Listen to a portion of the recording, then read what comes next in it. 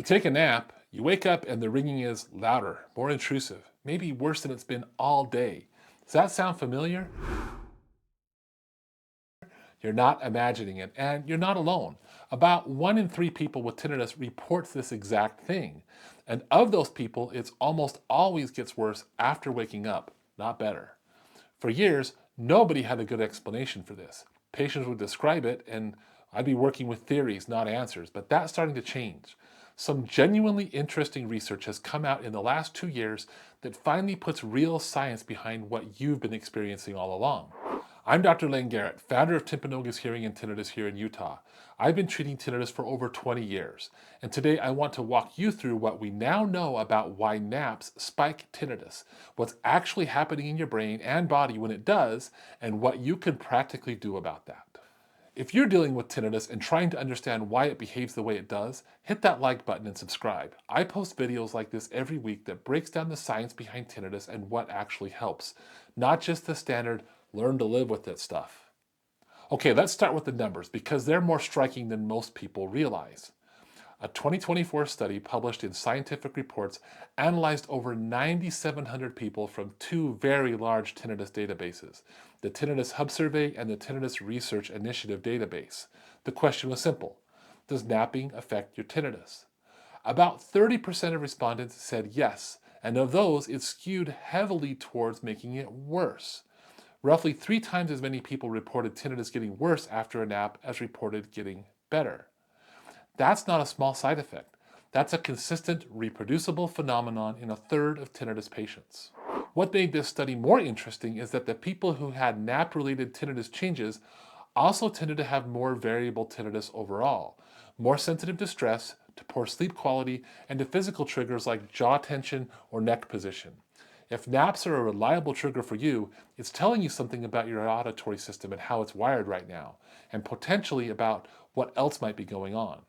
Now here's where the research gets really interesting. Researchers actually brought 37 people in who reported tinnitus getting louder after naps to a sleep lab and monitored 6 different naps with full recordings, the same kind of monitoring that they use for diagnosing sleep disorders. Before I tell you what they found, let me ask you something. If your tinnitus gets louder after a nap, what do you think is causing it? Most people guess things like jaw tension, body position, or teeth grinding during sleep. The researchers thought that those things might be the culprits too. But that's not what the data showed. They ruled out body position, they ruled out teeth grinding, jaw tension, neck position.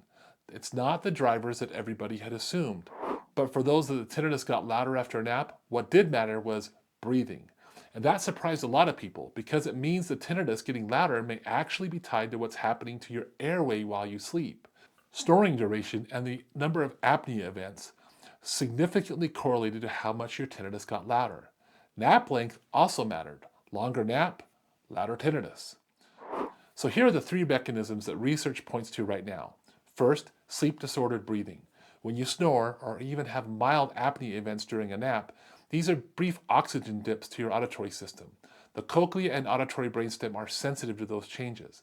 The researchers think a muscle called the tensor veli palatini, which helps regulate middle ear pressure, may be disrupted by snoring or airway obstruction. The result is temporary, but measurable changes in tinnitus perception are there.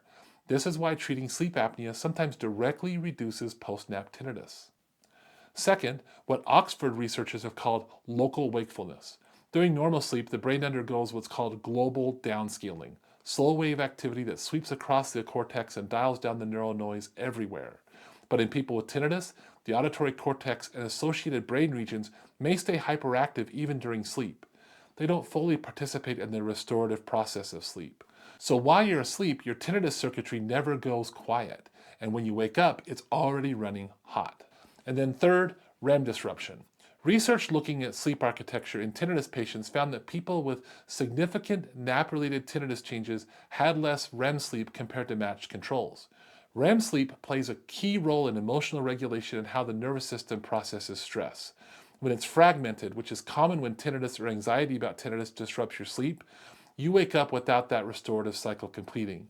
Your nervous system is more reactive, and a more reactive nervous system perceives tinnitus as more intrusive. These 3 mechanisms are not mutually exclusive.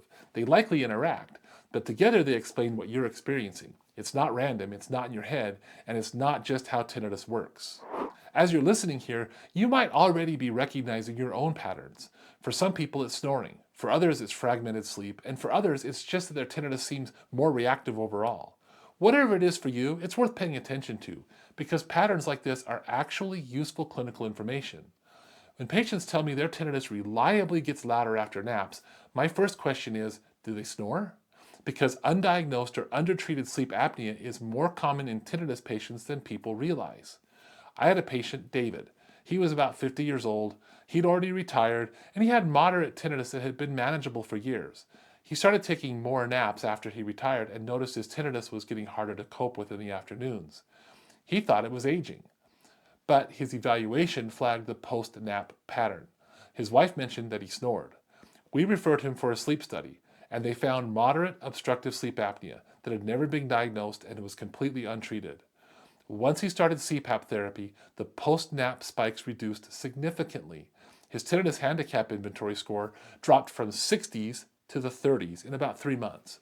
Better sleep, better oxygenation, better auditory recovery during sleep.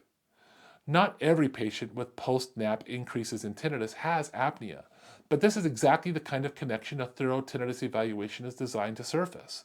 When someone just hands you a white noise machine and sends you home, this entire thread of the clinical picture goes completely untouched. Before we get into what to do, one thing this research does not mean is that naps are bad for tinnitus. For a lot of people, better sleep actually helps reduce tinnitus distress overall. What the research here is pointing to is that transition between sleep and wakefulness can temporarily change how the auditory system processes sound. The nap isn't the problem, the question is what's happening during it. So what to do with this information? First, track the pattern. If your tinnitus reliably gets louder after naps, start noting what varies when it does versus when it doesn't. How long was your nap? Did you wake up feeling rested or groggy? Does your partner say that you were snoring? This information is useful. Second, consider whether undiagnosed sleep apnea might be in the picture. The warning signs overlap significantly with tinnitus complaints: poor sleep quality, feeling unrested, daytime fatigue, morning headaches. If you snore or someone has noticed that you stop breathing while you sleep, that's worth a formal sleep evaluation. A home sleep test is often all that's needed, and it's really not a big deal to get one done. And third, think about nap length. The research found that longer naps correlated with bigger tinnitus spikes. Short naps, less than 20 minutes, are less likely to involve the deeper sleep stages where disruption has the most impact.